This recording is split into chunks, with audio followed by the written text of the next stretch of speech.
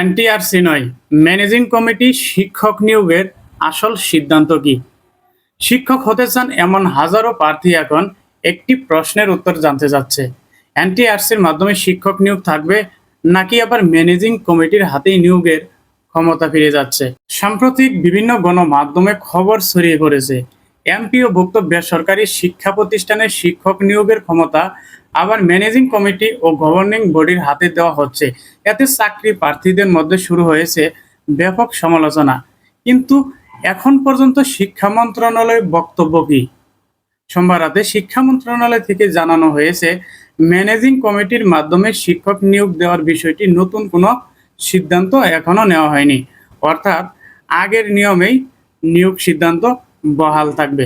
শিক্ষামন্ত্রী বলছেন, এনটিআরসির কার্যক্রম এবং শিক্ষক নিয়োগের প্রক্রিয়া আরও স্বচ্ছ ও দক্ষ করার বিষয়টি নিয়ে মন্ত্রণালয় পর্যন্ত কাজ চলছে।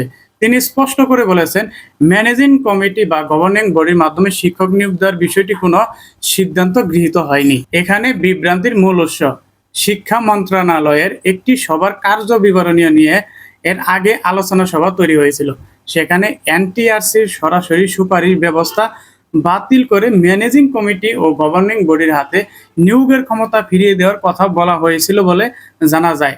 আর সেখান থেকেই শুরু হয় মূল বিভ্রান্তি। দুটি পদ্ধতির সুবিধা ও অসুবিধা। এনটিআরসির পদ্ধতির সুবিধা, শিক্ষক নিয়োগের একটি কেন্দ্রীয় প্রক্রিয়া থাকে। প্রার্থীর নিবন্ধন পরীক্ষার মাধ্যমে যোগ্যতা প্রমাণ করে। মেধা, যোগ্যতা ও পছন্দের ভিত্তিতে নিয়োগের সুযোগ সুবিধা থাকে।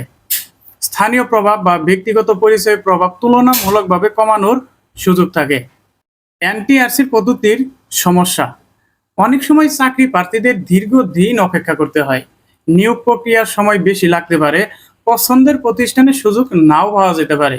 এখানে যে সুবিধাগুলো রয়েছে, প্রতিষ্ঠানের প্রয়োজন অনুযায়ী দ্রুত শিক্ষক নিয়োগ দেওয়া সম্ভব হতে পারে।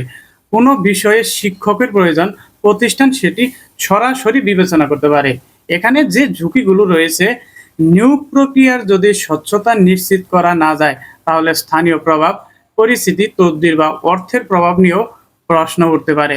অর্থাৎ নিয়োগ দ্রুত হতে পারে, কিন্তু স্বচ্ছতা নিশ্চিত করাটা যে কতটা হবে সেটা নিয়েই বড় চ্যালেঞ্জ। এখন আসি মূল বিষয় ও বর্তমান পরিস্থিতি।